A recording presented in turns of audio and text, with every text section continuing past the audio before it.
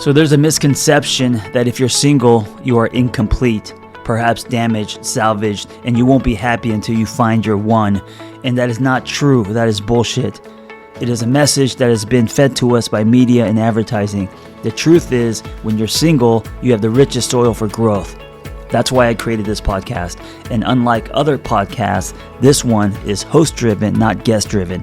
That means I will be rotating health and wellness experts 3 times a week to give you the giant box of wellness crayons, not just the primary colors, so you can start building a meaningful life. It's time to give singlehood a cape.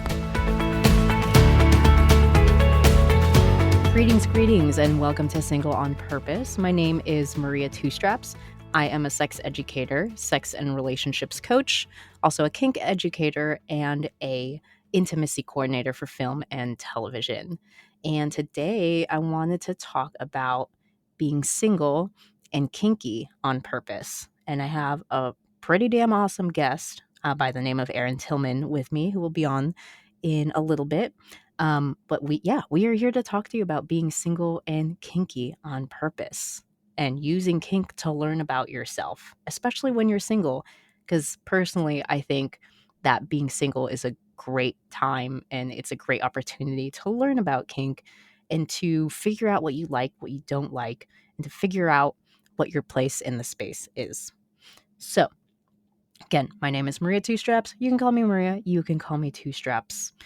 And let's start with how I got into kink. So, kink is a fun little space. How I got into kink was, I think I had some inclinations and it was a scary world. And then I realized that kink, especially the flogging was how I got into kink. So I realized that flogging was kind of sort of the same patterns that I used for martial arts, because I did some martial arts growing up, and eskrima, which is Filipino stick fighting, same techniques as flogging. And I was like, what the fuck? This is cool. This is easy. And so I started swinging some floggers around.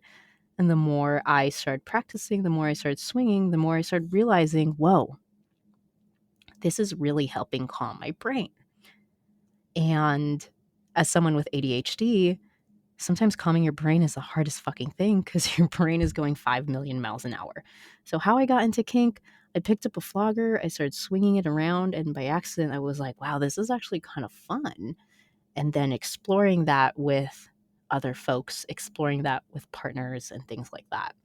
So it actually helped me with my ADHD, and it actually helped me be a better person because I had to learn pretty damn quickly about personal boundaries and communicating. And honestly, I think that is the one of the strongest foundations of kink and BDSM. The best kinksters I know are the best boundary setters and the best negotiators. They know what the fuck they want. They know what the fuck they don't want. They know what their maybes are, and they just go. They're able to communicate that. They're able to talk about that clearly and succinctly, and it's very respectful. And I think that that's why, as a single person, I feel like exploring kink can be the best to learn about yourself, learn about what you like, what you don't like, and also build a language of communicating your boundaries, communicating your wants, your needs, and things like that. Because again, in the kink space, if you're going to do a scene, you kind of have to know a lot of things. You kind of have to know where your boundaries are. You kind of have to know what your red lights are, so your hard stops, what your yellow lights are, your kind of maybes, and what your green lights are, your go-go-goes, things like that. So I wanted to break down some definitions really quickly. So what exactly is kink? I think we see things like 50 Shades of Grey, which, by the way, please don't use 50 Shades of Grey as an example for healthy consensual kink, because without consent, it is not fucking kink. And I will say that one more time. Without consent, it is not fucking kink. You cannot force someone into submission. You cannot force someone to do things that you do not want to do. Unless there's consent involved, and it is not kink. So I wanted to break down some definitions really quickly. So what is kink? Kink is whatever is not vanilla to you. So kink is whatever is not vanilla to you. So what's vanilla for me can be not vanilla for someone else, and vice versa. And that's fine. Kink is whatever is not vanilla to you. And it's also whatever the fuck you want it to be. Again, as long as consent is there, it's whatever the fuck you want it to be. So kink can be you are role playing being clowns in space, or you are role playing being dinosaurs in the Cenozoic era. Whatever the fuck you want. It doesn't matter. As long as people are having fun, as long as there is, again, consent. Some common misconceptions of kink are that the big one, it's violent, it's scary, people are wearing leather and beating the fuck out of each other. That's not the case. That's not the case a lot of the time. Yeah, sometimes if that's your jam, again, if there's consent involved, yeah, go for it. But it is not all violent. A lot of kink can be intimate. A lot of kink can be soft and sensual. A lot of kink can be happy and giddy. And yeah, sometimes kink can be dark and leathery and scary and intimidating. A common misconception as well is kink always leads to sex, and that is not the case. Kink does not always have to lead to sex. You can do it with your platonic friends. You can do it with someone you just met at the dungeon. It does not always lead to sex. Although, yeah, sometimes in the media it is portrayed that way, but that is not always the case.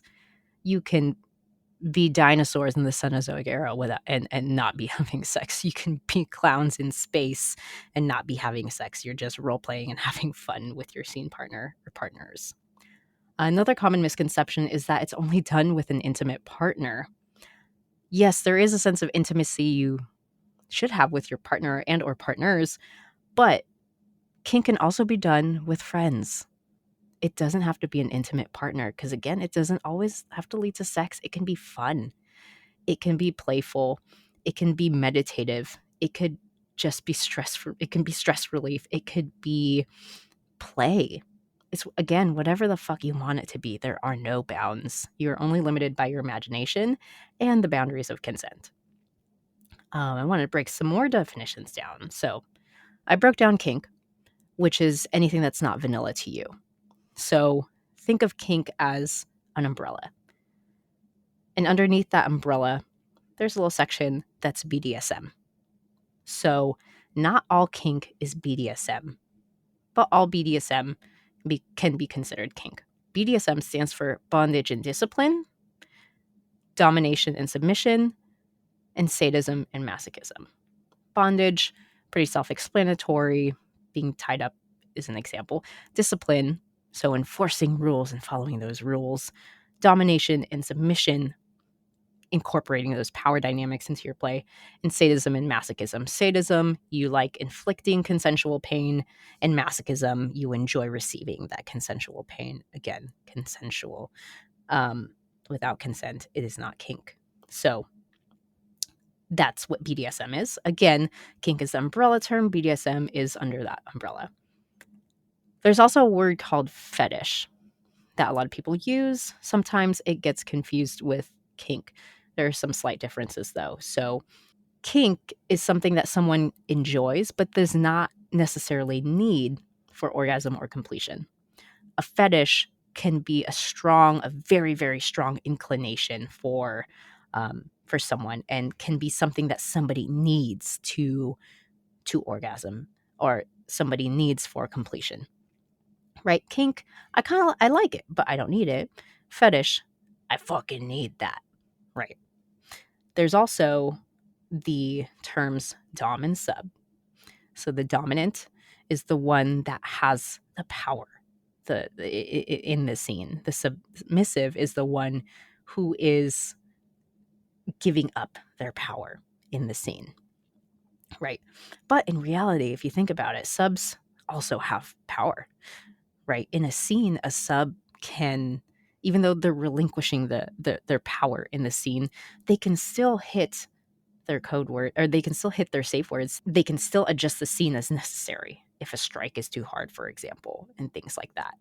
And it is important for a sub to be vocal about their wants and needs. In fact, the best subs I know are some of the most assertive people out there. And the best dominants I know out there are the best listeners, right? And then there's also the terms top and bottom. Sometimes top gets equated with dom, sometimes sub gets equated with bottom, and yeah, sometimes samesies, but slight differences. The top and bottom refers more to position, right? Whereas dom and sub refers more to the power dynamics at play. A dom can be in the bottom position, but can still be in control, for example. So some quick definitions, little baby definitions. And I also wanted to talk about soft skills and hard skills, which the soft skills I feel like are what make up the foundation of the kink and the BDSM community. These soft skills, don't be fooled by the name. Soft skills are hard. Hard skills are pretty damn easy. Soft skills are kind of a never-ending thing that you learn and you practice every single day. Believe it or not, you've been using soft skills every single day. You use your soft skills when you are ordering your takeout food with your Uber driver. You're drunk as fuck. It's 3 a.m. You're in the drive-through line, and you're using your soft skills to drunkenly order your Taco Bell at 3 a.m. So you're negotiating with the employee, with the worker. I would like a number 3 chalupa combo, whatever the fuck you enjoy, with a large Mountain Dew. And then they repeat the order to you. Oh, okay, so number 3 chalupa, extra cheese, large Mountain Dew on the side, or large Coke on the side. And you're like, no, I want the Mountain Dew. And they're like, okay, cool. I'm sorry, the Mountain Dew. It is. And then you get your order, and then you're happy, right? You're happy because you've negotiated this with each other. You've told them what you want. And if they adjusted, if they made a mistake, and then they give it to you, and then you're happy and everyone's happy, they get paid, you get your chalupa, all is good, right? We do this all the time when we're negotiating scenes, when we're negotiating the things that we enjoy, that we love, things like that. So soft skills are the communication skills. Think of it as the people skills. And sometimes this can be tricky, especially when you are trying to negotiate a complex scene that you want to do with someone. Hard skills are more of the tactile skills, the things like I'm going to learn to flog, or the things like I'm going to learn to tie rope and practice shibari, things like that. Hard skills, yes, you practice it, make sure that, because sometimes there's a high risk in a lot of these things, especially with rope, especially if you're going to rig someone, you have to make sure that you totally know these hard skills, and you know not to endanger or harm the other person permanently and things like that. Safety mechanisms, safety things, stuff like that. So, but it's the soft skills that I feel like are the hardest for some people. Hard skills you can practice on your own a lot of the time. Soft skills you practice and you learn and you perfect your moves with other people. And sometimes that is trickier because shit, communication is hard. Come on, let's face it. Sometimes talking is hard.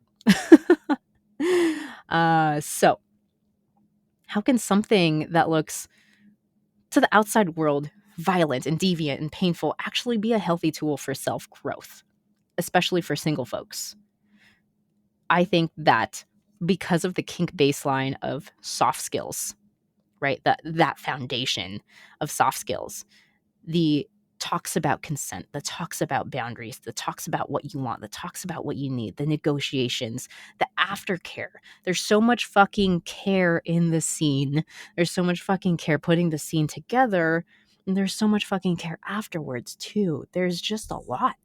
There's a lot happening, and the communication is set tenfold, right?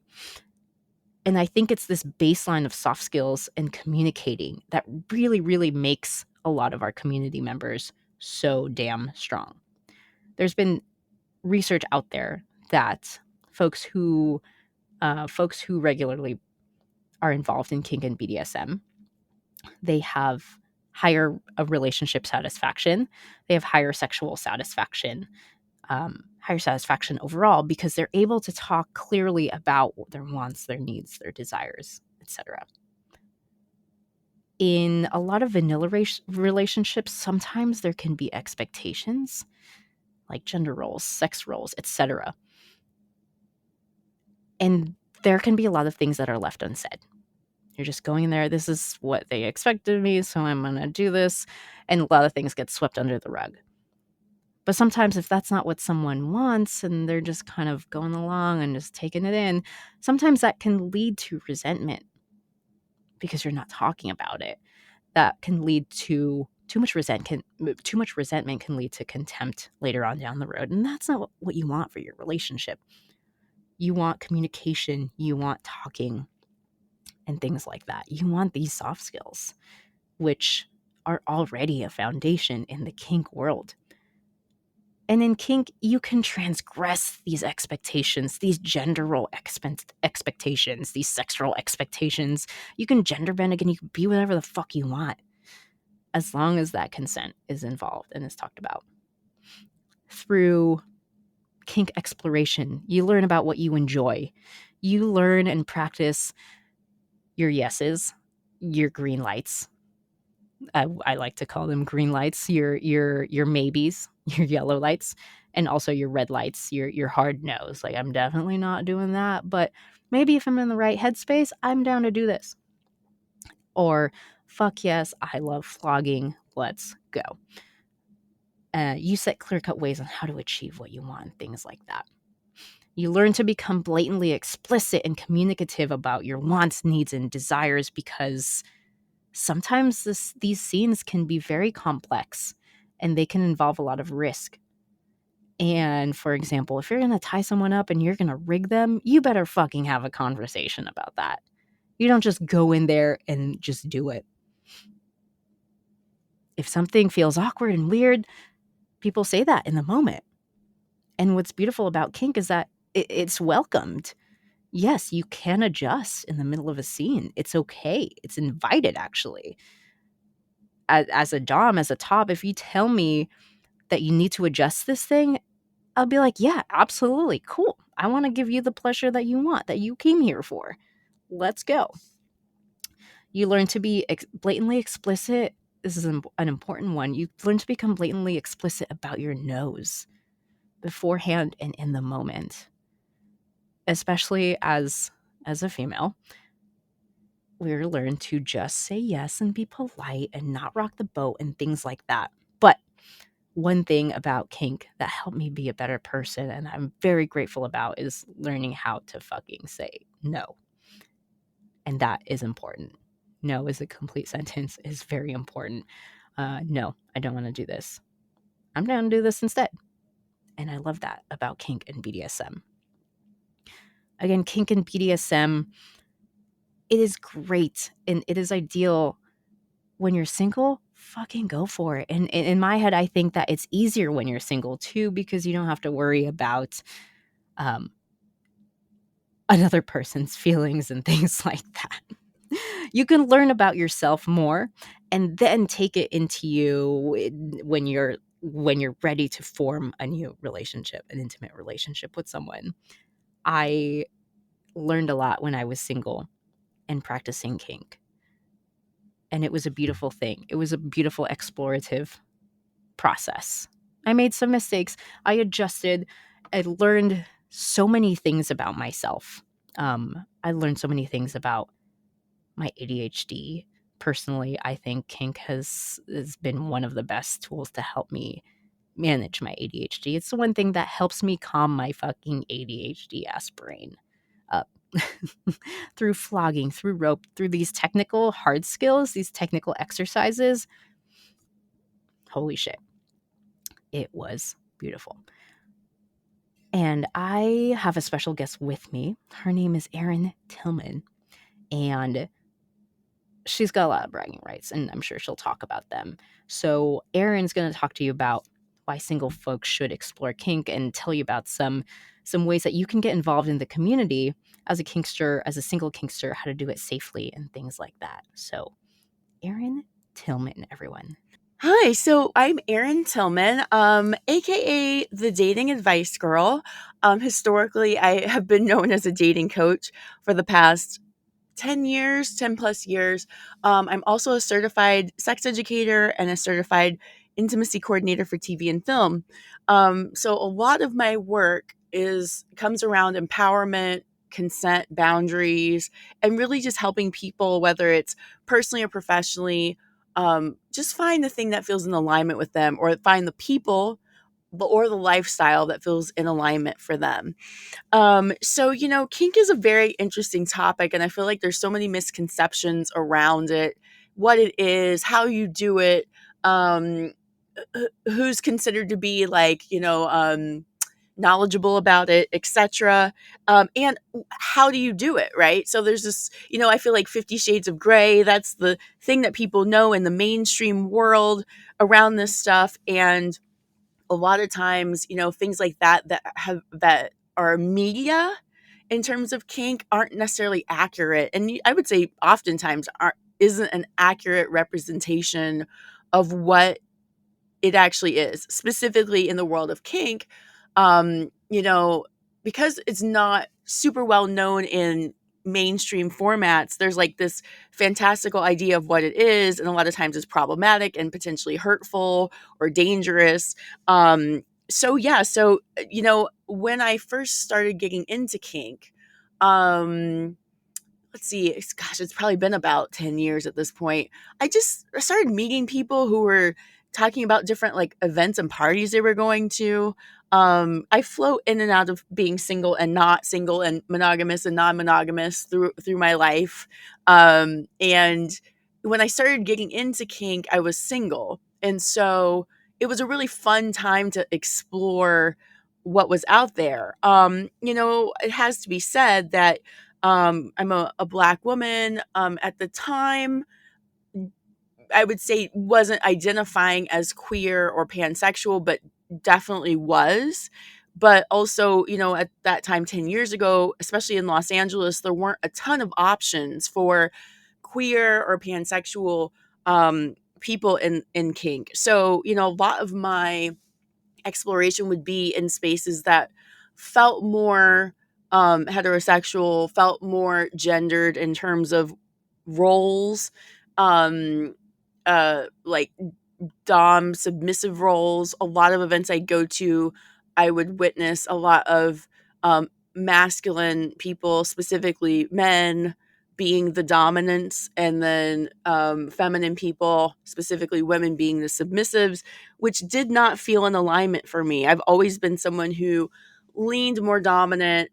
Also, just in my like regular dating life too, I've tended to date people who were a little more beta or submissive, or um um so because of that, being in those environments or those parties where I didn't see anyone like me being more dominant, it was kind of weird. I'm like, well, what? So there were a few places that specifically did femdom nights, which was highly interesting to me. Quick fun story. I remember going to a friend's party at their apartment, just like a regular get together on a Friday night, like not kinky, not BDSM related at all. And I remember this girl walked in to the party with this guy on a collar and leash. He was on a collar and leash, crawling into the apartment wearing a suit. And this was early on. So this is before I started going to events or parties or anything. And I remember thinking, I know, not even thinking, I said to a friend of mine, I'm like, hold on, who is that? And who's this guy she's bringing in that's crawling into this thing? And what are they doing? And my friend was like, oh, well, she's a pro dom, a professional dominatrix. And he paid money to fly to Los Angeles and be treated like this. This is what they do. I'm like, oh my God, like, I want to know more about that. Like, just in the dynamics of what society says gender roles are supposed to be, and what people socialized as women are supposed to do, and people socialized as men are supposed to be and do. This was like busting all of those dynamics. I was like, I don't even know, but this is amazing.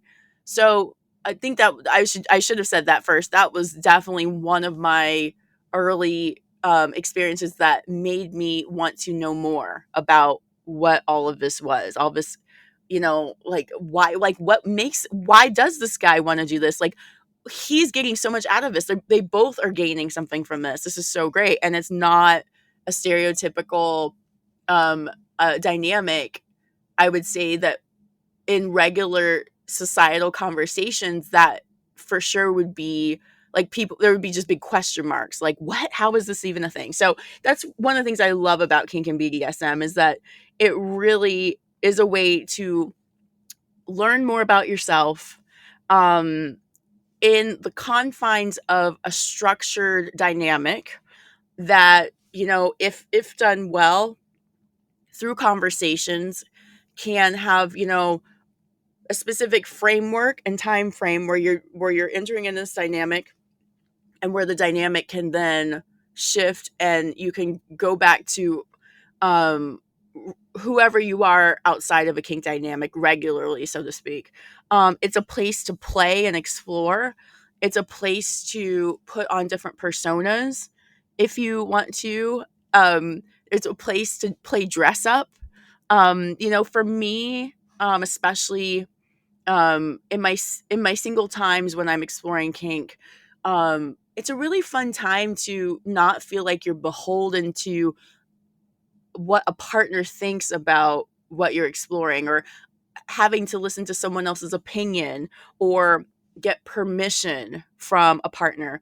Obviously, you need to get permission from your partners, your play partners, or people you might be playing with in kinky dynamics, but meaning there's not like a girlfriend, a boyfriend, a romantic partner that you have to check in with, because if you're single and exploring kink, you can kind of explore whatever you want without having to worry too much about what your romantic partner says or thinks. I will say, just like a side note, I mean, for someone who is non-monogamous, I definitely know some people who have, dynamics where they aren't kinky with their romantic partner, but they have an agreement with their romantic partner that they can explore kink with other partners, just the kink part. So, there's a lot of agreements that couples can have as well around this stuff. I would say also that, we're saying that kink is you could learn more about yourself in terms of what you're interested in kinkily, their kink interests, but also just to get to know yourself as a person through kink. I've learned a lot about myself knowing just viscerally when I'm doing certain things. Like, I tend to be someone who likes to explore kink dynamics in terms of service. So, um, who can be of service to me? I've had people be in service to me, meaning run errands for me, or clean for me, or um, help me with different tasks, or help me at some of my events. Like, that's one of my love languages for sure, service. And um, you know, I know that's one of my love languages. Like, how do you know? How do you know what your love languages are? For me, there is a specific feeling that I get, um, like an excitement, like a literally like an energetic boost in my body if I'm doing something in life, but also kink related, where I get like a like a feeling like that. Yay! That feeling. That's the feeling. Like, that's the feeling that I think a lot of people.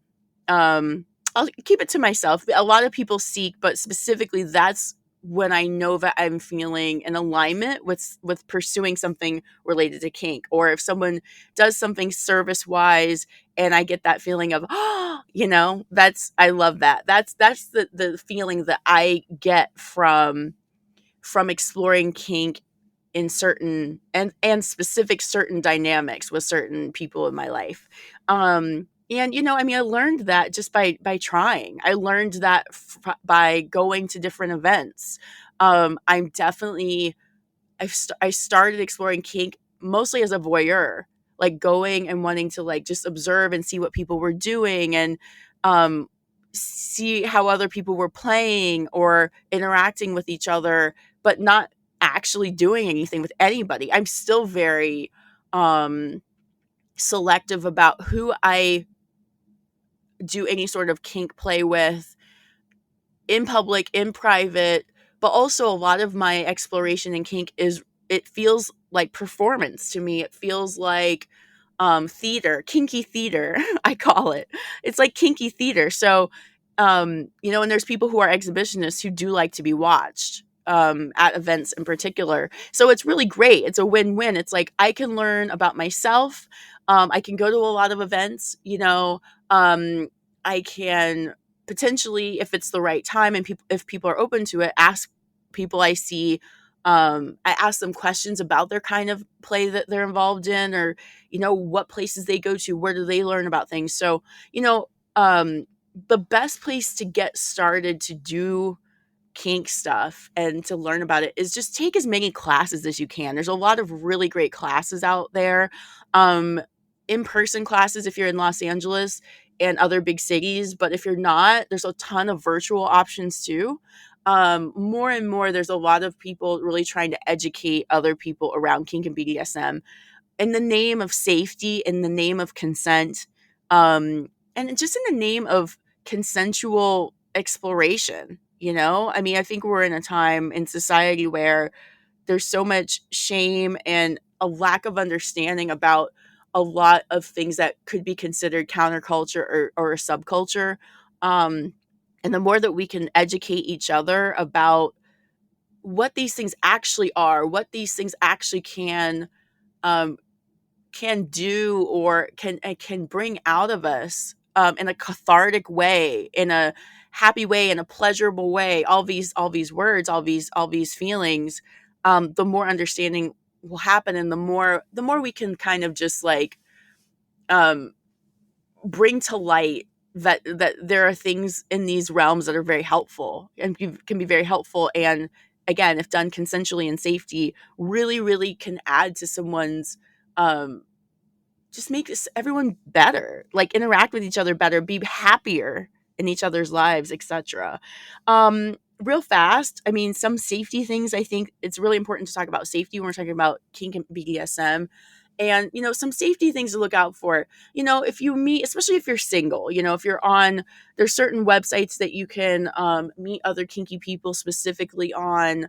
And, or if you meet someone at an event, it's really important that there be a high emphasis on boundaries and hard limits. Like those things are really important. So if you're, for example, say someone messages you on a website and is like, you say on your profile that I'm kinky or into kink things or that kind of thing, and then the person messages you and there isn't a conversation around boundaries or hard limits, for me that's a red flag. Like one of the early things that I feel like should be talked about is, what are you not into? Like, what are the things you're into? Like I said before, my thing is service. So I'm pretty outspoken about that. I lead with that. So, I also say that my hard limits or things I'm not interested in are anything that causes pain. Like I'm not a sadist. I don't want to hurt anybody. I don't want anyone to inflict pain on me either. So that's a hard limit for me. So that's why it's so important to bring those things up early on, because if there's people who specifically are seeking sadism and pain and things like that, like I'm not a good choice, right? So anyone who's not asking those things early, that is definitely a red flag. Also, people who are kind of like boastful about all the people they played with, or if there's a feeling of like them trying to prove something in terms of like they're the best, and like that like, do not, like, just be careful, like danger. I feel like the most well-rounded people that I know in the kink scene and kink scenes are people who encourage learning in a lot of ways, or encourage exploration, and it's not like only learn from me or only learn from this one person. It's like no, everyone has a different style, so learn everywhere you can and then see what fits for you. I think those are the best tips I can give in terms of safety. I think my final point that I want to bring up is, so how can you get started in your community safely. There's a lot of really great events. I mean, it's important to say that bigger cities do have more options typically. I came from a small town. I'm sorry, small town folks. I know it's so hard. It really is hard to find community in small towns. But like I said before, there's a lot of online places that you can meet other people and just learn the basics of kink and get to know um, what you might be interested in, and certain ways, certain kinds of play you can do, negotiation skills, how to, really be a good dom consensually, how to protect yourself and be safe as a submissive, those kind of things. So just, the internet is our friend in this way. So definitely search for people teaching those kind of classes. There's a lot of people out there who really do know their stuff and can really share some really great skills. If you are in Los Angeles or a big city, definitely go. I totally recommend going to dungeons that do classes or other places that do in-person events around these same topics around kink. And again, go to all the classes. Like, just because you might lean dominant, definitely go to a submissive class just to see what that's about too. So if you're dominant, so you know what kind of headspace your submissive could be in when you're playing with them. And if you're submissive, go to a dom class just to see what headspace your dom could be in when you're playing. So that's just two examples. But yeah, it's really important to go to all the classes you can. I actually do host a class at a venue called 910 WeHo called Kink for Newbies. It's called Entrance or Entrance Kink for Newbies. And that's a really great class where there's no playing happening. It's literally a class. So, in my career as a dating coach, as somebody who speaks at colleges around sexuality and around the topic of sexuality and all of these topics, the biggest thing that I hear from people that I'm interacting with in workshops or coaching and that kind of thing is that people are really just trying to figure out who they are, what their boundaries are, what their likes and dislikes are, etc.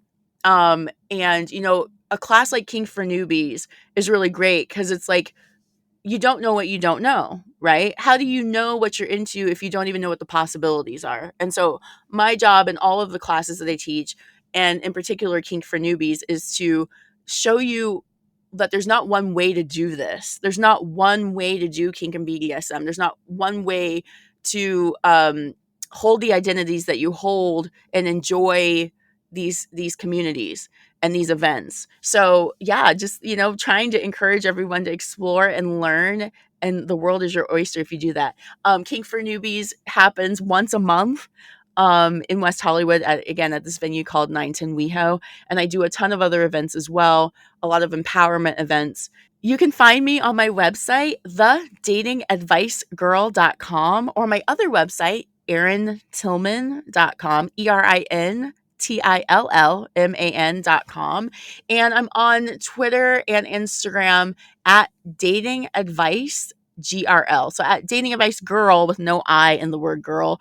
If you want to learn more about dating, sexuality, empowerment around these topics, kink and BDSM, you know where to find me. So yeah, thank you for making it all the way through this podcast. Again, my name is Maria Two Straps. If you need to get a hold of me, I would love to chat with you.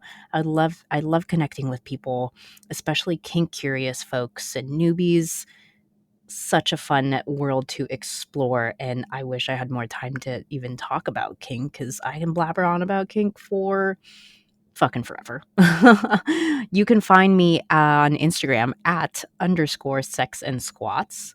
Again, that is at _sex, SEX, and AND squats, SQUATS.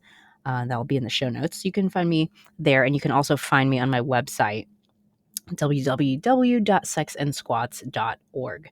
I teach some weekly groups on the Angry Therapist communities. So you can also find me there. I talk about kink and dating. I talk about men's dating questions answered by a lesbian. I talk about pleasure. I talk about other things too. And I'm also open to doing more classes and courses and groups that other people would like to listen to. So yeah, hit me up on those platforms, and I would love to connect with all of you. And I'm sure Erin has mentioned we do also teach classes in person. If you're an LA local, please come check out our events at 910 WeHo. We are expanding into another space too next to 910 WeHo, and so the dungeon's gonna be even bigger. It is a fun dungeon. Most dungeons are very like scary and intimidating, but this one I think is very newbie friendly. It's actually cute and it can be sexy too.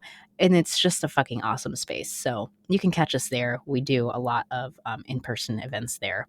And I also do a lot of other in-person events at different dungeons. I do dungeon monitoring at multiple dungeons. You can just catch me running around Los Angeles if you're an LA local.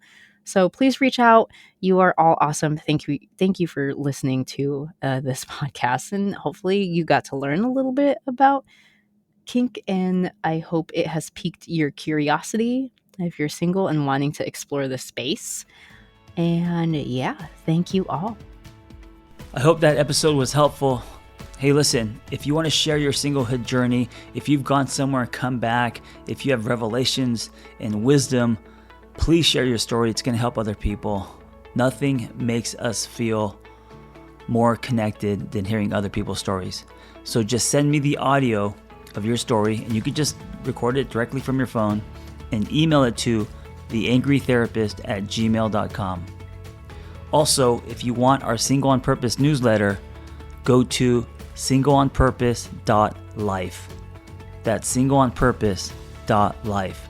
You will get tools and articles and other people's stories, and also Zoom links to private gathers. So if you want to join our community, go to singleonpurpose.life. Thank you for listening. Be well. We hope you tell a friend. Hey, before you go, I want to invite you to the Single on Purpose private community online. It's off of social media. No ads, no algorithms. We got forums, we got live groups, we got webinars, and we have social hangs. We also have offline in-person hangs happening soon. So check us out. Go to singleonpurpose.life. That's singleonpurpose.life, and I will see you inside.